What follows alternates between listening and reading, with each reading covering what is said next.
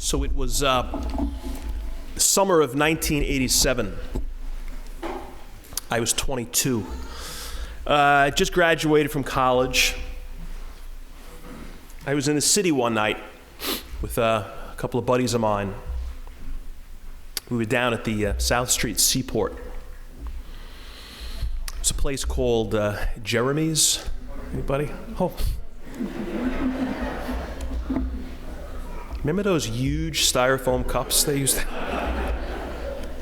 It's not relevant to today, though. It was a great place. It was a fun night. And we were heading home, and it's maybe 6 of us, and we were making our way toward, I guess, the subway. And kind of out of nowhere, we get sort of surrounded.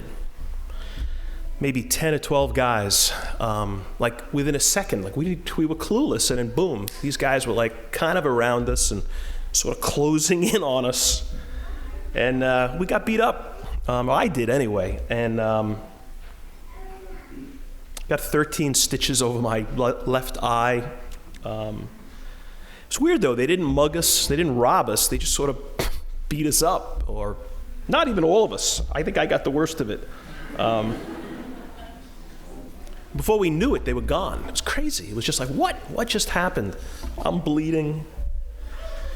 They took me to the hospital that night, my friends.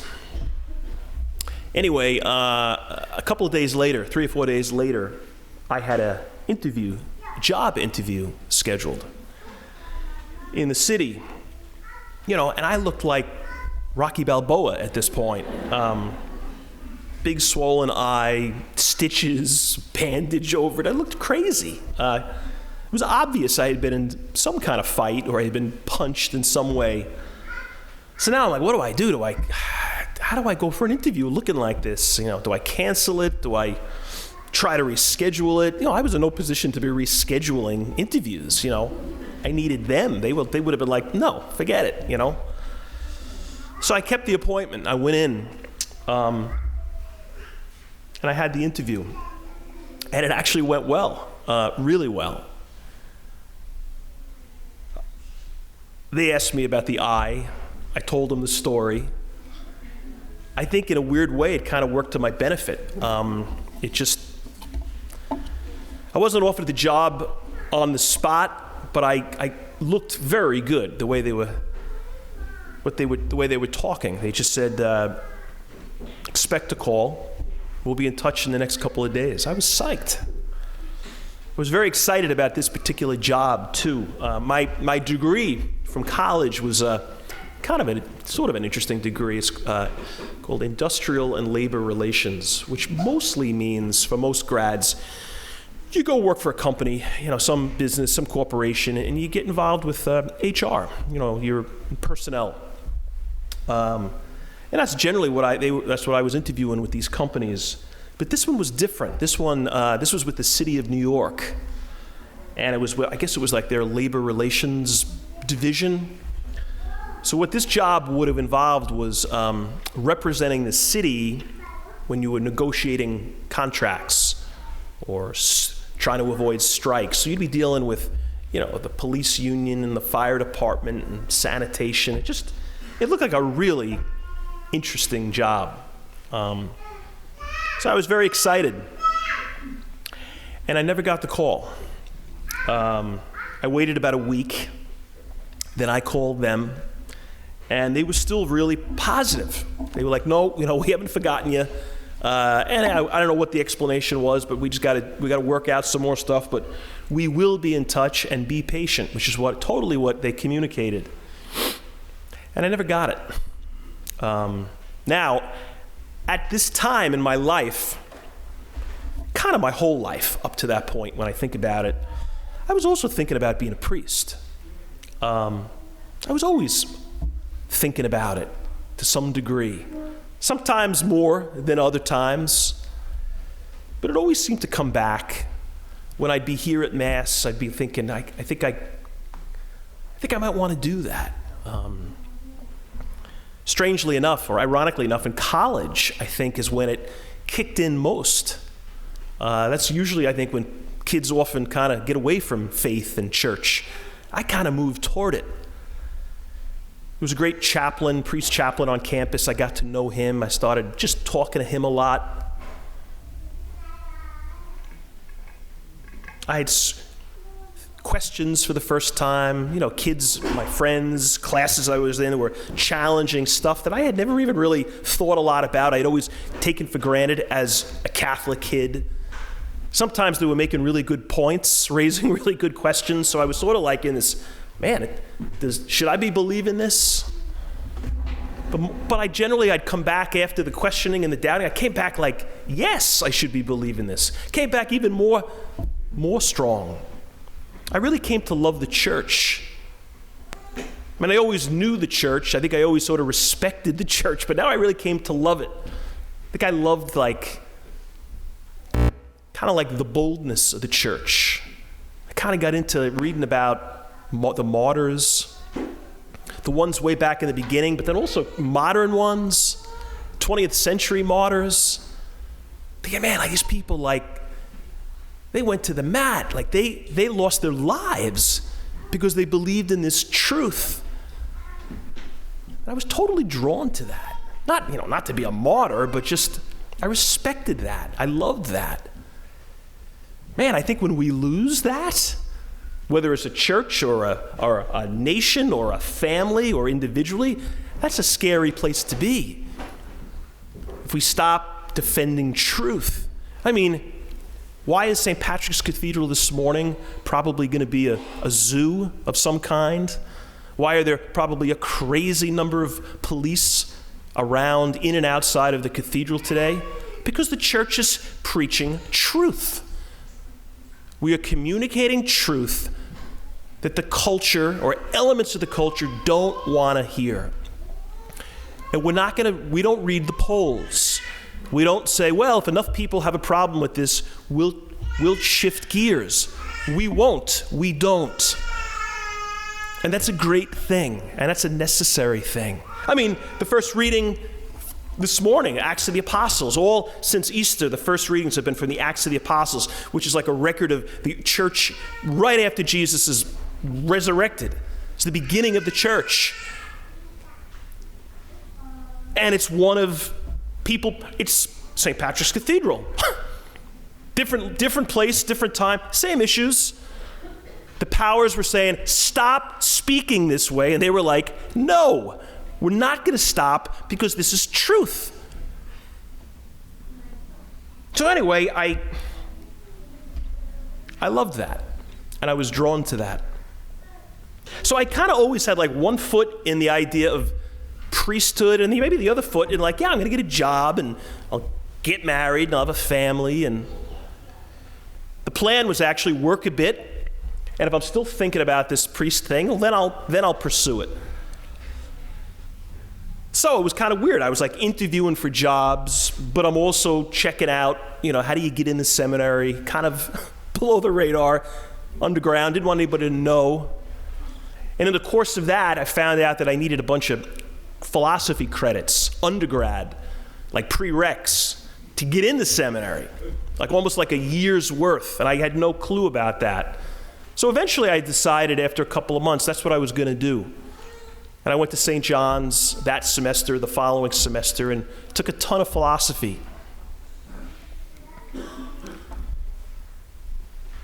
And I got in the seminary, or I was accepted. So now it's a year later after that encounter in the city. It's the following August. And I've been accepted to the seminary. In fact, this was the day I was moving in. It was the end of August. Literally moving in. And I got that call. I'm not kidding. I'm not exaggerating. Sometimes I might, but I'm not exaggerating here. That morning, my bags were packed, and I got the call from New York City. I was like, are you kidding me? I couldn't believe it. And they said, are you still interested in that position? And I was like, yes, but no. Yes, but I don't know. I didn't. And ultimately, I said no. I said no. I got other plans. In fact, I told them what the plans were. I said no, thanks. Fortunately, gratefully for me, I never really looked back. Sometimes you look back a little bit, right? You look back a little bit over your shoulder. I think we all do. You know, the life we've chosen, the commitments we've made. Hopefully, ultimately, we're committed to them. But hey, there's always that question, like, man, what would it be like if I kind of went that way instead of that? I'm just thinking of that call that day, that phone call, like, wasn't that crazy? Sometimes I wonder, like, man, what if I had said yes? Yeah, I'll take the job. And say I did well with it. And maybe I'd be sitting over there. I'd have like a bunch of kids in the parish that you'd be driving you guys crazy. And be like, probably cops being called. And I'm glad I said no. You know, I remember reading this article about sheep and how sheep need a shepherd. They need, in a unique way, they need a shepherd because they don't have what they call a natural hierarchy. There's no natural alpha male thing with sheep. You know, get 2 or 3 dogs in a house, one of them inevitably becomes the boss, the alpha. There's a hierarchy, not with sheep. They're not very smart, and this hierarchy thing just isn't a part of who they are. So they really are kind of lost, and they really do need an external shepherd, not one of them. Think about us. I mean, we create hierarchies all the time, don't we? Spend 5 minutes in a schoolyard during recess. You can see the hierarchies everywhere you go. The athletes, the kids who are not, the nerdy kids, the kids who are, the bookworms, the really popular ones, the not so popular ones, the physically strong ones, fast ones. Eavesdrop on a conversation in a high school cafeteria or on a school bus. Same thing. But it doesn't end with school, right? I mean, as adults, we do it just as much, just details change. Different hierarchies. How much money am I making compared to this person? How much clout does that give me? Where do I live? What do I do? Man, there's lots of shepherds. There's lots of shepherds that we listen to. Some good and, some not. Who are the shepherds that really kind of call the shots in your life? Who or what are the main shepherds of your life? That's an important question. Who and what influences you most? Well, this gospel and this church of ours says, it should be Jesus. The more we make him the ultimate shepherd, man, the better our lives are. This week I'm going into down at the school, Long Beach Catholic, talking to the 3rd graders, and the teacher has them write in advance these questions to ask Father Brian. So it's hilarious. I love going in, Some of the questions are just not to be believed.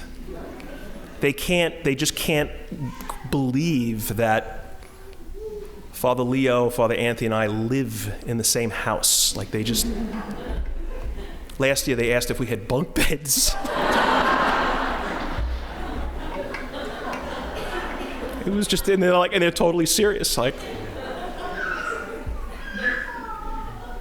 then you know what? Inevitably, the questions get a little bit more serious. You get that stuff, and then you're stunned by a question of depth. Like, I guess they're taught like about like the notion of being called and how the shepherd calls us. So like I was called to the priesthood, say. And then they asked, like, well, did you hear a voice? I'm like, yeah, I did. I heard my mother's voice and my father's voice like a 1,000 times over.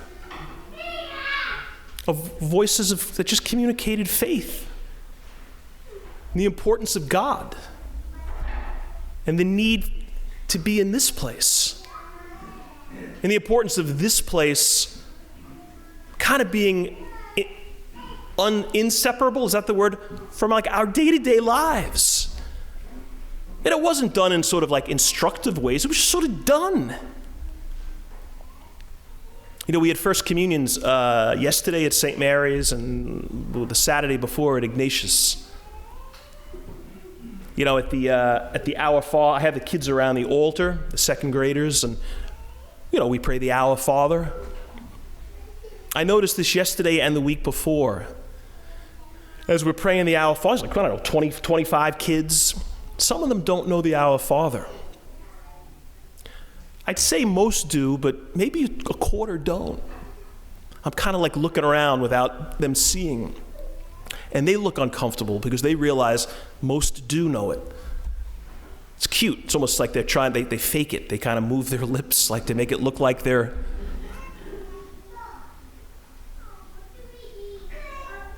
How could you be 7 and not know the Our Father?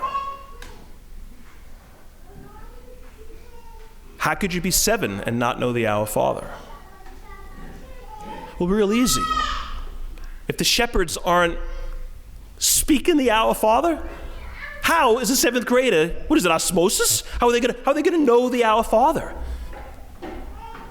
I mean, I don't know about, I suspect most of you, your experience was mine. Like, I don't remember being taught my prayers. Like, prayers were being said in my bedroom, and I didn't even know what they were, probably. I didn't know what the words meant. Somewhere along the line, I guess I started to memorize them, right? And then somewhere further along the line, it was like, yeah, this makes sense.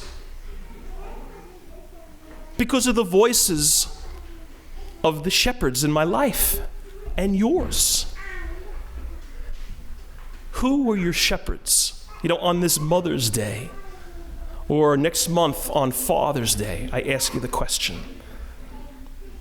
Who were the shepherds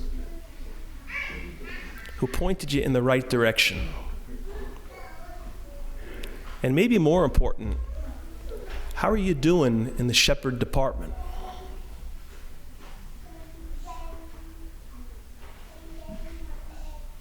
Do they know the Our Father? Of course they do. Well, some don't. So that phone call, that call I got from the city, I said no to the city, I think, and yes to the shepherd. I'm glad I said no. Sometimes no is yes.